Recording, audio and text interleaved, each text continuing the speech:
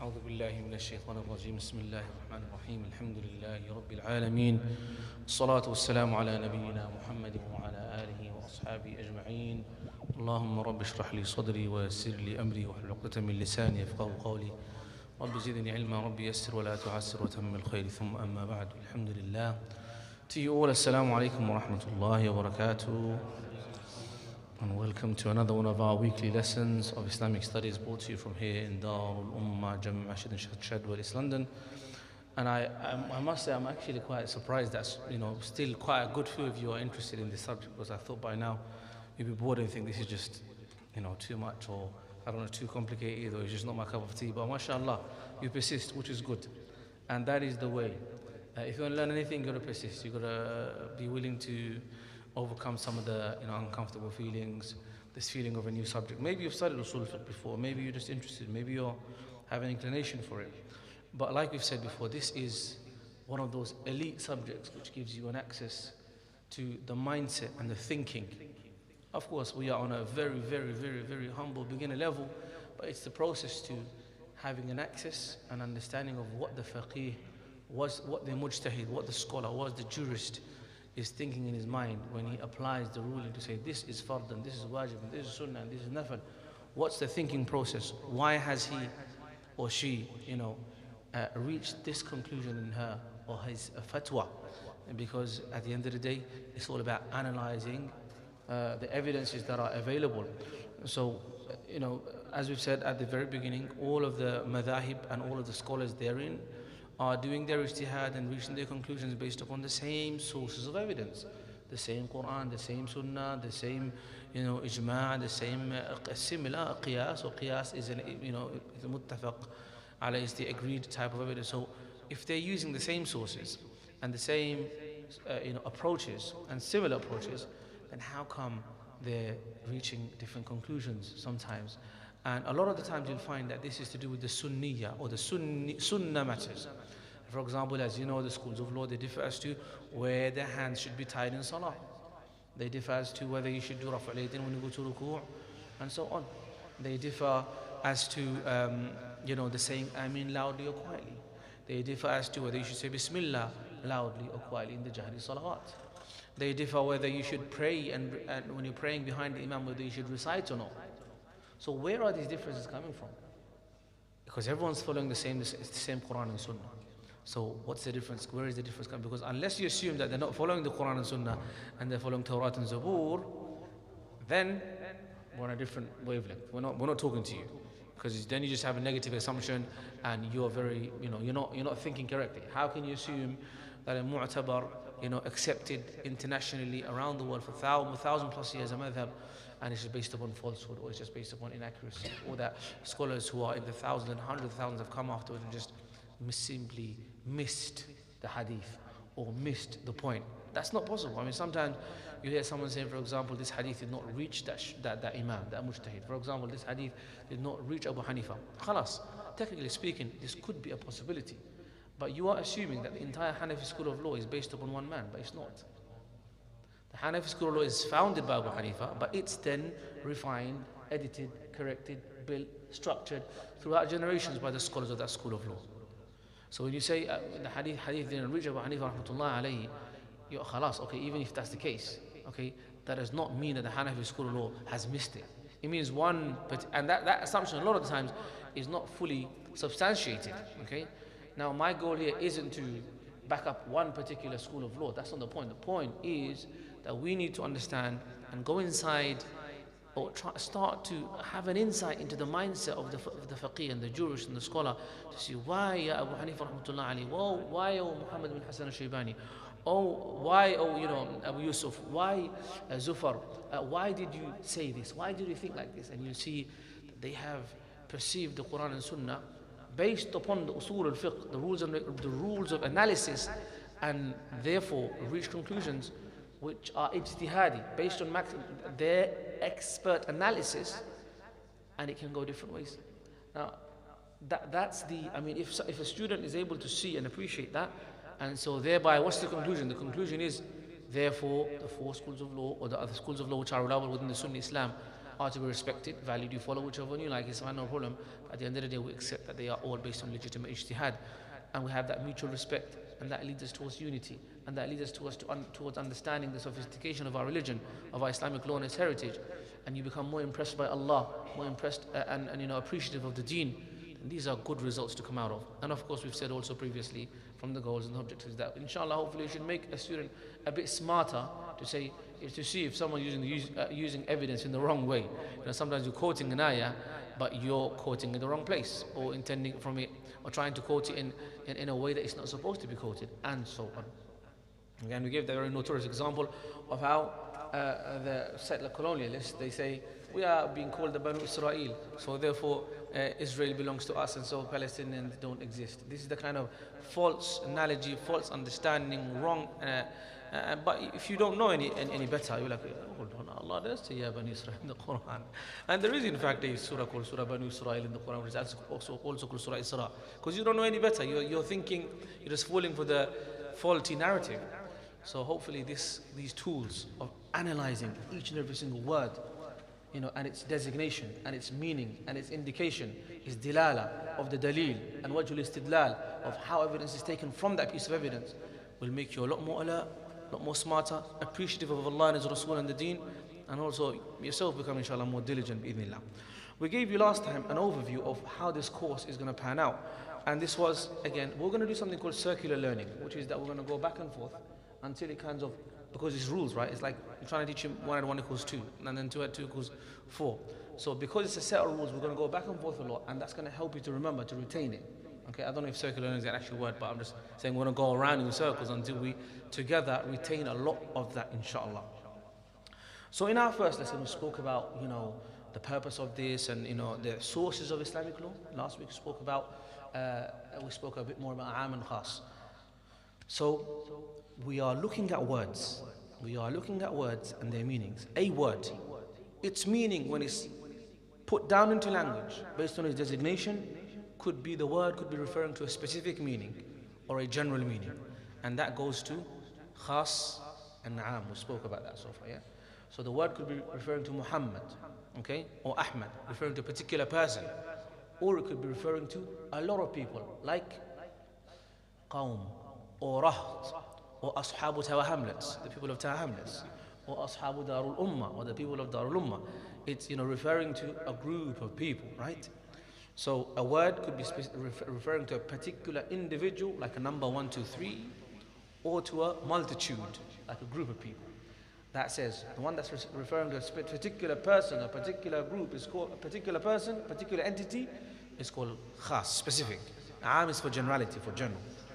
And then we said also ta'rif al-mushtarak, the homonym, funny name, and ta'rif al-mu'awwal. A mushtarak is a word which has got more than one meaning and both are acceptable, which may look the same and sound the same. For example, when I say no and no, no means no. No means to know. I know something, right? Know. Okay? And so these two words, they sound the same, but they have two different meanings, right? And then mushtarak is one word which has got multiple meanings. And mu'awwal is that word which has got multiple meanings, but one meaning is given precedence, more importance, more clarity, more preference over the other based on the context, right? Okay, so one word has got multiple meanings, and one meaning is given more importance over the other because of the context of it. We've done all of that. If it's a bit unclear, you can go back and rewind, inshallah, in our previous Islamic studies, Usoolul Fiqh 1 and 2. Today, we are going to go to the next layer. We're going to peel different layers of understanding of the word. So first was based upon what the intended meaning of the word was when it was put down into the language. When Allah designated that meaning for that word, okay?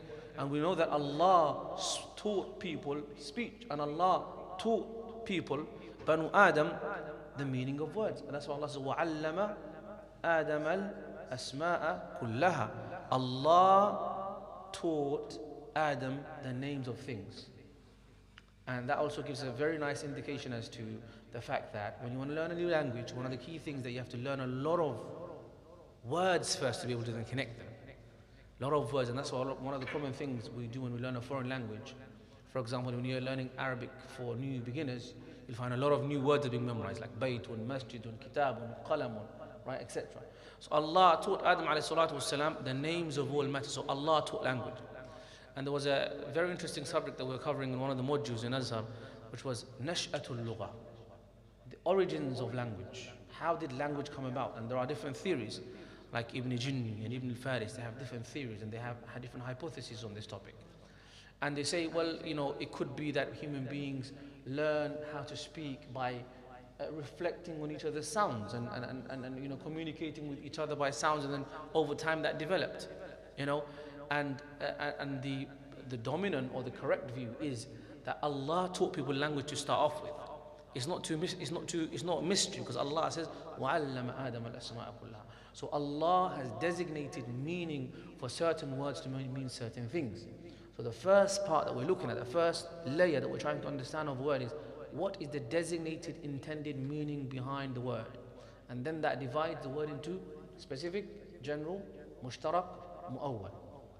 Now we're going to do another layer of the word to say باعتبار الاستعمال. Now that the word has been designated for a particular meaning, the next now we want to see in this particular word that we're looking at, that sentence that we're looking at, how is it being used? Is it being used for the designated meaning, or is it being used for a metaphorical meaning? So based on the second analysis, التقسيم الثاني باعتبار الاستعمال, we are looking at the word now to see, is it using the designated meaning, or is it using, or we are referring to, we're trying to understand the word based on a different kind of meaning. So how is the word being used? So if you take the examples and if you go into it, you'll understand a bit more. A word could be haqiqi, and a word could be majaz or majazi, haqiqatan and majazan. So when I say haqiqa, what does haqiqa sound like? Haqq, truth. So that means when a word is, the meaning is haqiqi, it means it's the literal meaning of the word. The literal meaning of the word. For example, when I say asad or lion, what's the literal meaning of the word? It's the animal, the king of the jungle, right? Lion. When I say lion, the literal meaning of the word lion is what? The animal that lives in the forest. They say jungle, but apparently lions don't live in the jungle, they live in the forest. So there's another ikhtilaf over there, but we're not going to go into that for now. So when I say the literal meaning of the word lion, it refers to the animal. The literal meaning of the word salah is to pray. Literal meaning of the word salah is to pray. And so on. So the literal meaning of the word is that which was actually put down for it. The original true meaning of the word. In contrast to that is the metaphorical meaning of the word. It's called Majaaz. Okay. So now if I say I saw a lion in the masjid, I saw a lion in the masjid. Depends where you are. If you're in like South Africa on a safari, then it might be true. But a lot of the times in many languages, including Arabic, رأيت أسدا في الفصل وفي المسجد. I saw a lion in the masjid, in the class. You're referring to a particular person who's brave and courageous, who has the features and the qualities of a lion because of their bravery and their courage and their leadership, and so you are referring to them as a lion. Does that make sense? Right? Now in a negative way, you say, you're such a cow. But of course, you don't mean an actual cow, unless you're really severe in your insult.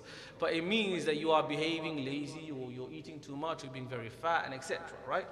So the haqiqi meaning is the accurate, correct, literal meaning of the word, whereas the majazi is the metaphorical meaning of the word. If you go to page 23 on this book, and I advise you to purchase this book, it's only like £3-4, and it will help you to follow along. It is called Usool, an introduction to the principles of Islamic jurisprudence by Mufti Saeed Ahmed Palampuri, and you can find it on Azhar publications online. It's right, Usool, principles of Islamic jurisprudence. It's very easy to access. It will be delivered to your door. Nothing to worry about, inshallah. And though, remember we said at the beginning, Usoolul Fiqh is commonly translated as the principles of Islamic law, but we said we're going to call it, what did we say we're going to call it? Yeah, origins of Islamic law, okay? Because principles, it doesn't mean a lot to us. Origins, we understand that we're talking about the origins, where the laws of Islam came from the Quran and Sunnah, and how we analyze those laws. Right. So if you go to page 23, he will explain to us what is haqiqi, what is haqiqah, and what is majaz. Okay. So the second categorization of a word is باعتبار الاستعمال. It's based on how it's actually being used, different from its designated meaning. Is it being used for the designated meaning, or is it being used in a slightly different from the designated meaning? So the word that are used for a designated meaning or undesignated meaning, and its usage can be categorized with its meaning as either apparent or hidden. It is of four types. So Haqeeqah is number one, Majaaz is in opposition. Haqeeqah, Majaaz are like what do you call them? Binary. It's either Haqiqi, you meaning the literal meaning, or you meaning the metaphorical meaning. Second pair are Sareeh, direct meaning, or Kinaayah, which is an indirect meaning. Sareeh is direct. What's the opposite of direct? Indirect. Literal is literal. What's the opposite of literal? Metaphorical. So these four words are going to tell us if the word is being used for its actual literal meaning or its metaphorical meaning. If the word is being understood directly or indirectly with kinayah. So Haqeeqah, okay, Haqeeqah or Haqiqi is a word that is intended for its designated meaning. For example, lion, i.e. designated predatory animal, and salah is for specific actions of salah that we pray. If a word is being used for its designated meaning, the Haqiqi meaning, the ruling is we have to use that meaning of the word, and it becomes wajib for us to follow the instruction with its designated meaning. Right? The designated meaning will be taken whether it's khas or am. So if the word is being literally said to us that this is aqimus salah, when Allah says establish salah, what does salah mean? Salah means to pray. Allah is saying establish prayer. Does that mean someone should become mystical and metaphorical and say Allah is saying prayer? But could it mean that we should start twirling, or we should start doing this and start doing innovating new methodologies of nearness to Allah? No, it means Allah says pray. Prayer is set. The Prophet said, "Sallu kama ra'aytumuni usalli." Pray the way you've seen me pray. "Khudhu anni manasikakum." Take from your manasik of Hajj and Umrah. So salah is known, and the command is saying pray. So if the intended meaning, and it is, Allah is telling us to pray, and the intended meaning is to actually, behind it is to actually pray, does that mean I have an opportunity to try and see the metaphorical meaning? Or does that mean I have to action the intended clear haqiqi meaning as is being commanded? So where the haqiqi meaning is being intended, it becomes wajib for me to apply that meaning and action that command, whether it's a khas, specific, or whether it's am, intended for a larger group of people. Okay, inshallah, you will slowly, with repetition, you will make more and more sense. Okay, but bear with us, inshallah, if you have the patience, and you'll see the fruits eventually, inshallah. Al-Majaaz now. Majaaz is the opposite of haqiqi, which is, it is a word which is intended for a meaning other than its designated meaning, due to commonalities between the two.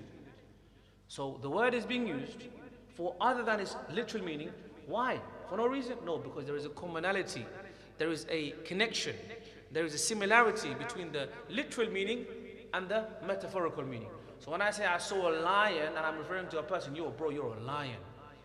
And the hadith is وَحَمْزَةُ أَسَدُ اللَّهِ وَأَسَدُ رَسُولِهِ. Hamza, the uncle of the Prophet ﷺ, is the lion of Allah. Khalid is Sayfullah. Khalid ibn Walid, okay, radiyallahu anhu warda, is Sayfullah. Does that mean he's an actual sword?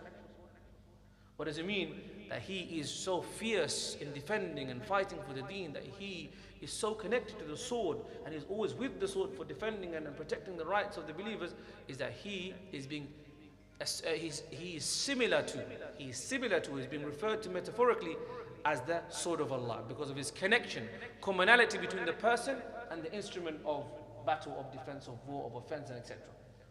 So when you use a metaphorical meaning, there has to be a commonality, right? There has to be a commonality. You can't get a random person and use a random metaphorical meaning for that person if there isn't anything in common, right? And so that's why if you were to get a foolish person who's a fool, who doesn't know what they're saying, and call him, oh, he's a lion, does that make sense? Is there any commonality? Do you have any justification to refer to this foolish person as a lion, whereas a lion's intended, or we understand metaphorically, it's a respectable, honorable, accurate, leadership, strong, brave person. So when you use metaphorical meaning for something in a word, there has to be commonality. There has to be a connecting feature. Okay? So metaphors aren't just willy-nilly. They connect you back to the original or the actual meaning with commonalities between them. Like for example, a man is like a lion due to his bravery. Like for example, Hamza is Asadullah. Someone might say, well, what are you talking about metaphors? Where is that from the Quran and Sunnah? We just gave you an example. The Prophet ﷺ said, Hamza, Asadullah, wa Asadu Rasuli. Hamza is the lion of Allah and the lion of the lion of the Prophet ﷺ. So that means the Prophet ﷺ himself used metaphors. And he said Khalid is known as the Sayfullah. So he used and he said there are many other examples. And that is because the Prophet ﷺ was Arabic.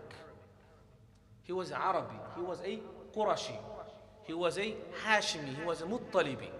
And the Arab had a very rich language, which included literal meaning and metaphorical meaning, which included direct meaning and indirect meaning. If everything in life was direct, would there be any beauty? The beauty of the language would be minimal if everything is like black and white. Black or white, binary, clear cut, okay? But when you want to express emotions and love for something or someone, sometimes use the indirect intentionally, right?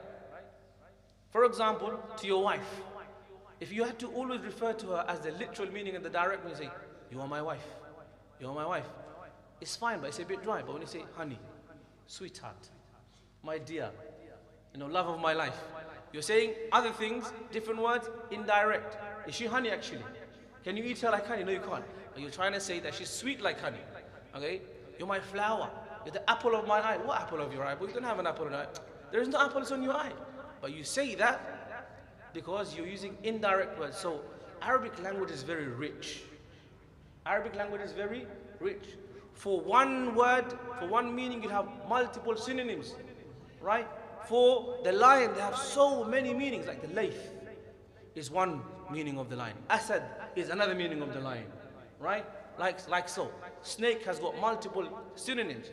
And so because the Arabic language is such a rich language, you find within it Haqeeqah, you find within it Majaaz, you find within it Sareeh, you find within it Kinaayah. If someone denies this fact of the Arabic language, you have denied the language of the Quran. If you assume and try to put on a display the Quran or the Sunnah, everything is Haqeeqah, no Majaaz intended, then you are not being true to the Arabic language upon which the Quran was revealed. And the Prophet ﷺ says himself that the Quran was revealed in the language of the Quraysh. And the Sahaba too also said the Quran was revealed in the language of the Quraysh. The Khulafa Rashidun, Uthman ibn Affan said Quran was revealed in the language of the Quraysh. And the language of the Quraysh. And that's why, if you go to any Arabic institute, if you go to study Alamiyya, if you study Arabic language, when you later on in your study, you will study the poetry in Arabic language. And of them you will study the mu'allaqat, the poetry which was so profound and so respected in the Arabic culture that you stick it onto the Kaaba. We don't endorse the sticking onto the Kaaba. We're not saying that. But it's studied to see how the language was so that you can appreciate and understand the language of the Quran because it was revealed in that language. Right? So understanding language of the Arab and how it was, its nuances, its different layers of meaning is imperative and connected to understanding the Quran and Sunnah. Does that make sense to you? If you learn modern day Arabic language and then try to understand the Quran based upon that, then wallahi you will misunderstand it. Wallahi you will be doing a disservice to your understanding of the Quran. You have to understand the Arabic language. So now, a lot of people don't know this. You will find scholars, ulama who are becoming graduates of deen, studying poetry of romance and praise and war and hijab and madh and etc. because it's a part of the language and the heritage and the literature, because it helps you to understand the Arabic language itself, which is the Quranic language, the hadith language. So therefore, because Arabic is such a rich language, there is within it Haqeeqah and there is within it Majazi, and there is no way of you denouncing that. An average TikTok Muslim or Twitter Muslim would like to assume that everything is literal. But it's not. There are layers, and you find it within the Quran. We find it within the Sunnah, within the very core of the Quran and Sunnah, you find both types of meaning being used. And examples after examples can be drawn. Inshallah, we'll keep it brief for now. Right, so we've understood now, haqiqi means the literal intended meaning of the word, and majaz means the metaphorical. But the metaphor has to be connected to the haqiqi meaning. So you don't call someone a lion if they're a fool. You call them a lion if they're a brave. If they're a brave person. Okay? And so on. So on and so forth in that way. For example, you call someone the moon. Oh, mashallah. You know, you're like the moon. That's a simile. That's a tashbih. But nonetheless, if you say you're the moon, do you mean by the moon ugly? Or do you mean by Nas's landing? You mean beautiful, illuminated, munawwar, bright, a source of guidance, etc. When I say you're a star, do I mean you're a star that you belong in they should deport you and stop the boats and send you off to the heavens so that you can be stuck in the international? No, we mean that you are a star, meaning you are exemplary, you are illuminating, you're an ideal, you're an example, and so on. So you understand that. Next two words are Sareeh and Kinaayah. So a Sareeh word is a word in which the meaning is apparent. For example, you say, I bought this phone. Is the meaning quite clear to you? I bought this phone. I sold this phone. The meaning is very plain, clear cut. Okay? Or you say to your wife, I marry you. Or you say to her, don't say it. You say to her, I divorce you. Is there any need, is there a lack of clarity in this? Or is it very clear? So Sareeh is direct and clear. You don't really need an interpretation. If the guy says, I divorce you, and then, oh, no, I meant. No, you didn't mean. You said what you meant. Because the language is very clear. We only need your intention when the language isn't clear. When you say to her, go away from me forever. Go back to your mom, says, don't come back. Auntie, we are separated from now on. When you say you're separated, they will say, okay, akhi, what did you mean? Did you mean divorce? Or do you mean separated as in take a break? You go and have a little holiday by yourselves. So when the word is very clear, the meaning is very plain, there's no need for intention. And that's the meaning of Sareeh. Sareeh is a word whose meaning is apparent. For example, I sold, I bought. So the ruling of this word is that the meaning is established, thus there is no need for intention. Right? If I say to you, brother, Tipubai, I sell you my phone. And then you say, I bought your phone. And I said, no, I didn't mean sell it. What did you mean? Sell only means sell, right? Okay? So when the meaning is clear and plain, intention doesn't really come into play. When does intention come into play? Intention comes into play when you are saying an unclear statement. And so therefore, if someone said clearly, without no duress, without no pressure, that, for example, that they disbelieve in Allah, and they said it clearly and plainly like that, without anyone pointing a gun at their head, or they're not feeling threatened for their life and their family, then this should be taken as their confession. Right? But if they said something which is unclear, which we can't really pin it down to mean exactly as kufr, or as shirk, or as bid'ah, then we have to ask that person of their intention. Does that make sense? When it's clear and plain, without any external factors like pressure, like duress, then khalas, it's clear and plain. But if, say, for example, you said this could be kufr, or this could be shirk, or this could be bid'ah, or this could be a major sin, this could be element requires intention. So what do you need for that? You need to investigate. In today's society, we go with could be's until we take a person out of Islam. Very quickly. Could be. The person was in central London on a Friday night. Oh, he could be clubbing. Actually, he could probably come from the airport. Maybe he got stuck. I saw the guy coming out of a pub. He probably was dying for the loo. And wallah happened to me once. I was somewhere stuck far away. I had to use the loo inside the pub.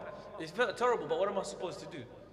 So these could-be's are not enough. The could-be's, where the meaning is unclear, intention is required. But when it's clear and plain, Sareeh, then the intention doesn't really play a factor because the meaning is very, very clear. But because to the untrained eyes and the untrained mind, they think everything is clear-cut because they think simplistic, they think black and white. And they don't understand the nuances. They think, okay, no, everything it means, oh, this could be kufr, so therefore it's kafir. He's not coming to my masjid anymore. This could be bid'ah, so he's a mubtadi'. Don't even look at him anymore. My dad could be following the Hanafi school of law. Oh my God, he might be mubtadi', therefore I don't have to follow him anymore. And therefore he's not my wali, let me go and get married without his consent. A'udhu billahi min dhalik. Like, the level of confusion and delusion is just, it's rapid and it's dangerous. And it happens to people. I'm not exaggerating. In the recent decades, we've had people thinking that their parents are not their walis because they follow the Hanafi school of law, which is not a proper school because it's bid'ah, because of this. And so therefore, they go out and they do crazy stuff without their parents' consent, or disrespect them, or disobey them. Because guess what? You are following bid'ah, so you're a mubtadi'. It could be, and now it became should be. And so they literally misunderstood the whole concept. Alright? So Sareeh is clear, whereas Kinaayah is indirect. What is Kinaayah? Let's come to it inshallah. Kinaayah is a word in which the meaning is not understood without a hint. Like someone saying, you are separated. Right? If you say to your wife, khalas, we're separated, does it mean you're divorced? Have you heard the word divorce in this sentence? You've heard separated. If you say to your wife, go to your mom's house, khalas, go and stay there for as long as you want. Have you heard divorce in there? Okay? But in your state of anger, the wife may think, oh, he's divorcing me.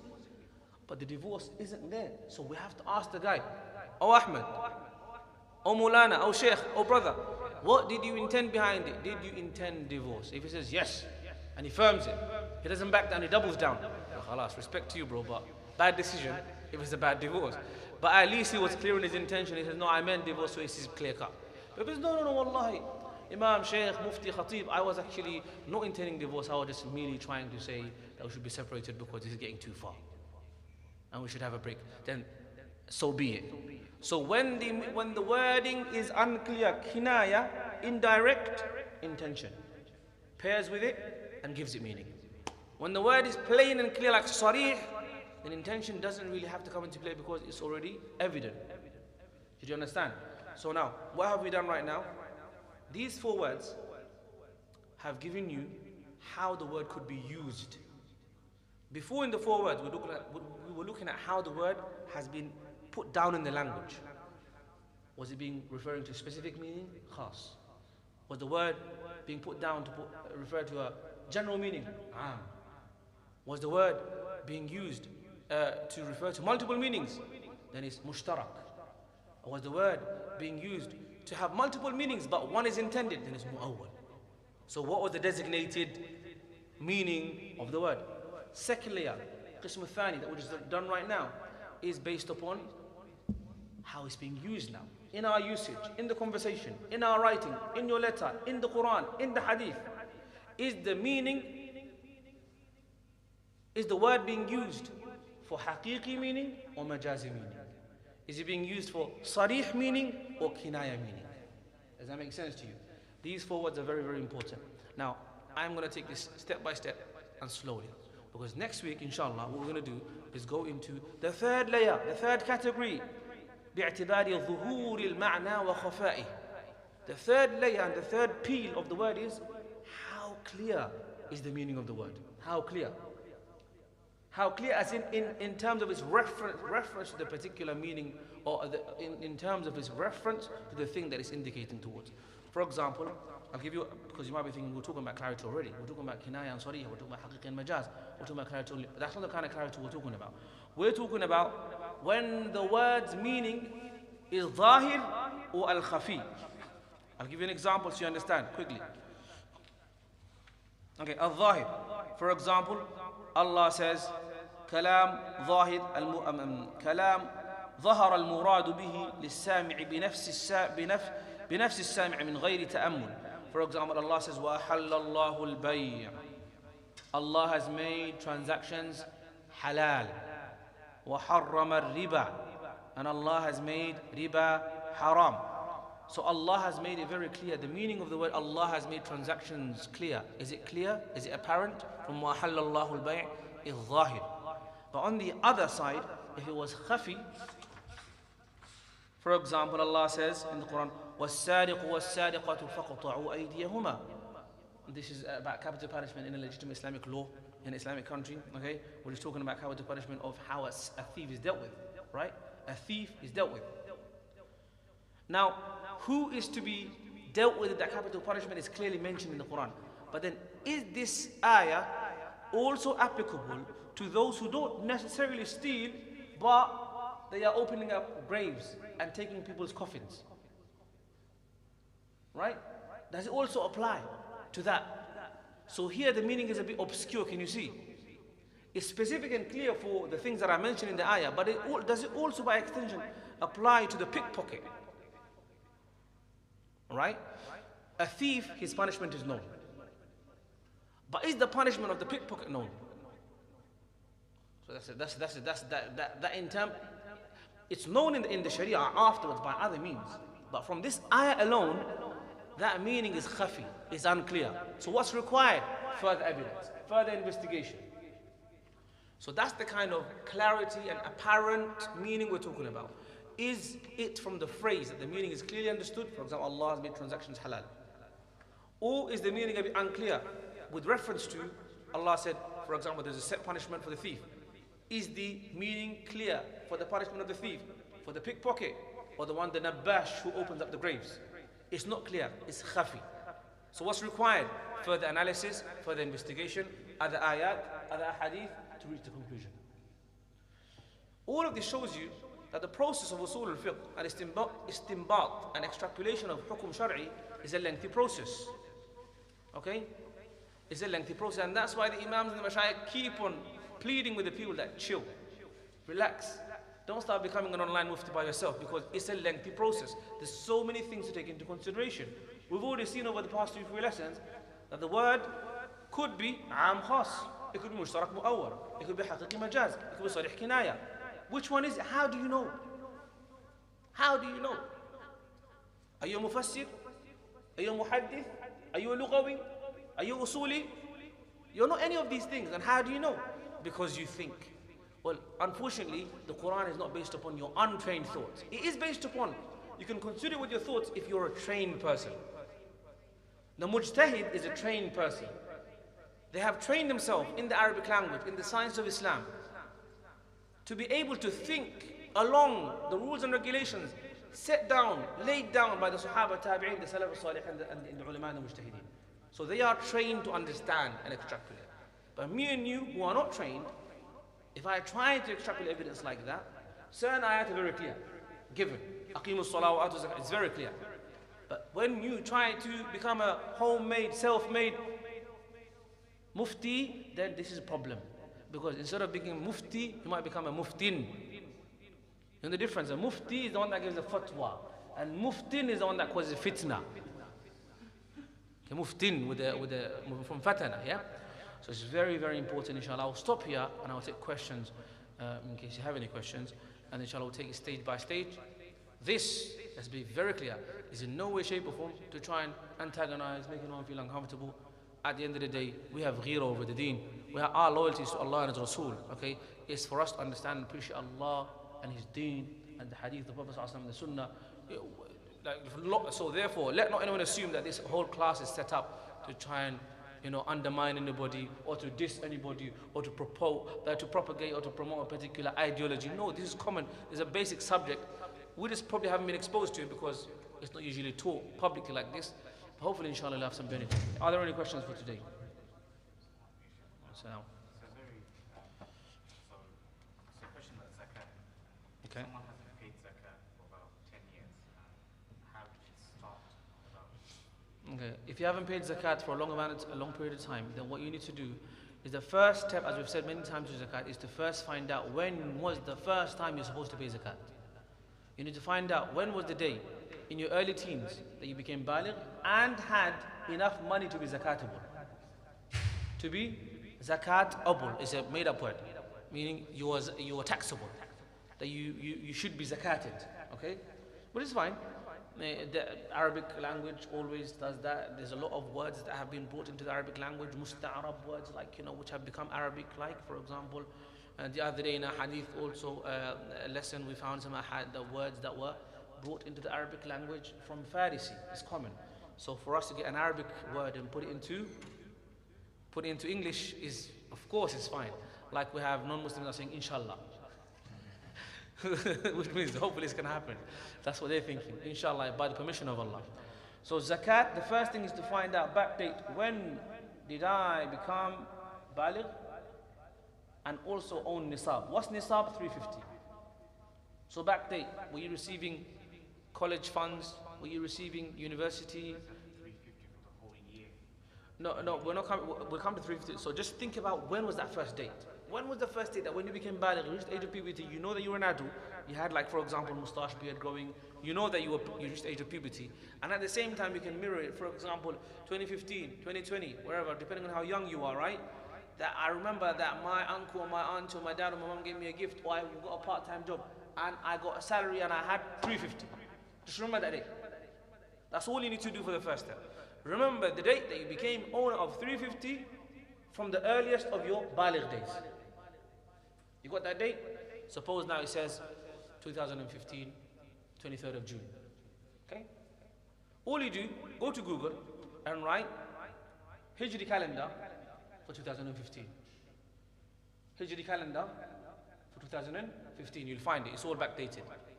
You go to 23rd of June 2015, you will see a Islamic date on that day. Islamic date. Whether it be, for example, it might be, say, in 2015, it was leading up to before Ramadan. Might be Rajab, for example, right? And you see, for example, it's 15th of Rajab.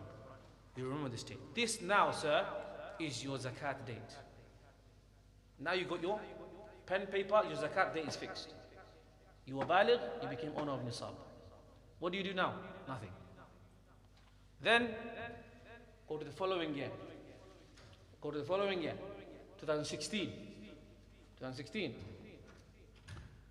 Now, you can't do by June and July because that's English calendar. And English calendar is usually about 11 days longer. So that means if you follow the English calendar all the time, you're going to be paying your zakat about 11 days later every time. That means over time, you're going to be underpaying zakat and that's a sin. So you have to follow along your zakat year based upon the Hijri calendar, the Islamic calendar, okay? The Hijri calendar. So what do? It was 15th of Rajab. Now go to 15th of Rajab of the following year after. The year after, you became owner of nisab. You got it so far, yeah? You backdated. When did I become a teenager and I own 350? You got it. 15th of Rajab. What did you do for that year? Nothing. Wait. Nothing. Come again. 14th of Rajab for the following year. Now you backdate, you do a educated analysis of saying, you know, I went this, I went that. Because you didn't pay on time, you have to do a bit of homework, isn't it? If taxman comes after you 10, 15 years later, your accountant's got do a lot of work. It's common. So, you know, this is tax for Allah and tax for the Haqqullah and Haqq of the Ibad of Allah. So you have to do a similar kind of effort. I mean, it's not 20%, it's 2.5%. So alhamdulillah for that ni'mah, right? But if HMRC comes after you 50 years later, trust me, they will make you go through your books, even if it means a lot longer, right? So zakat similar, you have to do a bit of homework and figure out on the following year, on that 14th of Rajab, how much did I own today, on that day? You might say, well, it's 350, now it's 5,000 pounds, argument's sake. So now you got to pay zakat of 5,000 pounds for 2016. 2015 you became owner of nisab, but you don't pay zakat in 2015 because hawalanul hawl, passing of the year, is from the condition of zakat. So just for that year? Just for that year, the annual revenue of that year and the property that you own was 5,000 pounds, argument's sake, right? On the 14th of Rajab 2016, you pay zakat of the previous year. Now you do the same thing for the following year. Come to 15th of Rajab for 2017. Now your revenue, for example, was, say, 6,000 pounds. So you pay zakat, one amount for that. So when you paid zakat for 2016, for 5,000 pounds, what's the zakat? Can anyone give me a quick calculation? What's 2.5% of 5 grand? Huh? 25, excellent, thank you very much. So for 2016, you're paying 125 pounds. Now come to 2017. If it is again, now it's 10k. What is it now? 250 pounds. So you owe zakat, 125 for 2016, 250 for 2017, 2018, like so. 2018 you might find yourself, hey, I don't actually have to pay zakat in 2018 because there was a recession and I didn't make that much money. So I went below the zakat quantum, and so I'm not zakatable that year.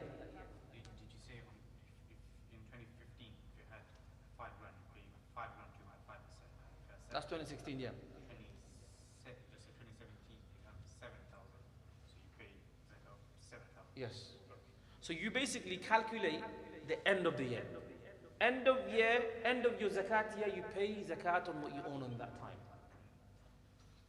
The biggest misconceptions of all misconceptions is that people assume that every single pound that you own, 1 year has to pass from that. So today someone gave you £10. I'm going to give zakat in a year's time from today for that 10 pounds. It doesn't work like that. Do you know what that means? That means you're not thinking correctly. You're thinking that you have to give zakat every single day because you're getting some money every day. That means you're paying zakat every single day for that same money that you owned a year ago today. Does that make any sense? Is that what you do? That's not how zakat works. Zakat has a set date and a set amount, a set payer, a set recipient. Inshallah, we spoke about this before as well. Go ahead, go.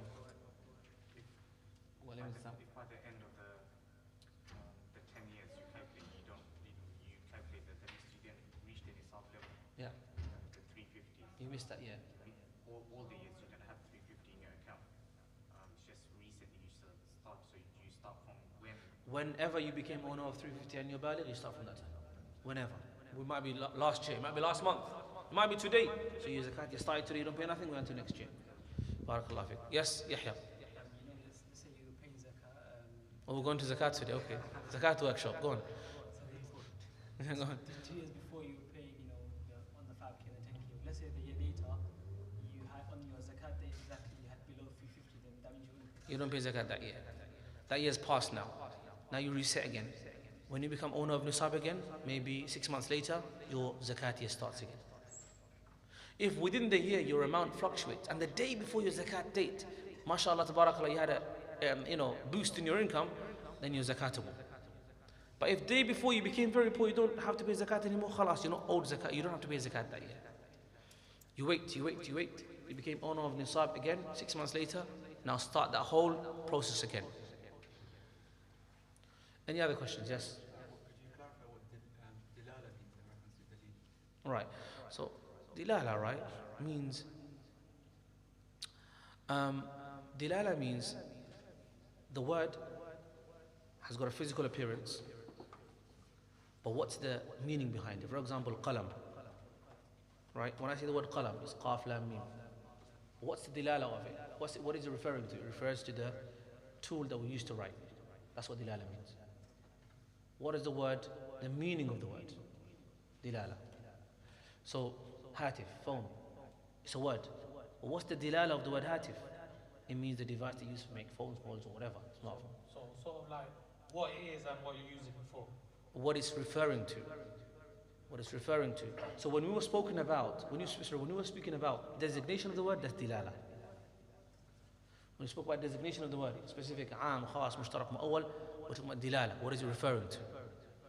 So, an ayah and a word is dalil, because from the Quran and Sunnah, but what's its designated meaning? What's its dilala? What is it pointing towards? That's called dilala. There is one more thing that we'll come to later on, inshallah, which is, we mentioned in the initial promotional video, wajul istidlal. Wajul istidlal is how you are using an evidence as evidence for this topic that you're talking about. Right? What is the commonality between this ayah and the subject matter at hand? Right? If someone says, if someone says, laughing gas is haram, and then we say, what's the evidence? They say, well, Allah said in the Quran. Allah said what, Habibi? Allah said that إنما الخمر والميسر والأنصاب والأزلام رجس من عمل الشيطان فاجتنبوه لعلكم تفلحون. Allah talks about khamr. Allah talks about how it's intoxicating. Allah إنما يريد الشيطان أن يوقع بينكم العداوة والبغضاء في الخمر والميسر ويصدكم عن ذكر الله وعن الصلاة فهل أنتم منتهون. Someone says, Sheikh, laughing at haram. I said, cool, that's fine, I believe you. What's the evidence? I'm just testing it. He said, this is the ayah. I say, why is that ayah an evidence for this? He said, because there is a commonality between that and this. That ayah is talking about intoxication, and this intoxicates. So that is the wajhul istidlal. The fact that that is talking about intoxication, and this intoxicates, that's why there is a commonality between them. Right? Otherwise, the specified item in the ayah is not that, it's not laughing gas. But we're using it for laughing gas because there is a commonality between the ayah there and the matter here. So that's called wajib istidlal. How you are using this reference to refer to this particular hukum. Inshallah, we'll come to all of that more bi'idhnillah in due course. Jazakumullahu khairan. Subhanakallahumma ashhadu an la ilaha illa anta astaghfiruka wa atubu ilayk. Wassalamu alaikum wa rahmatullahi wa barakatuh.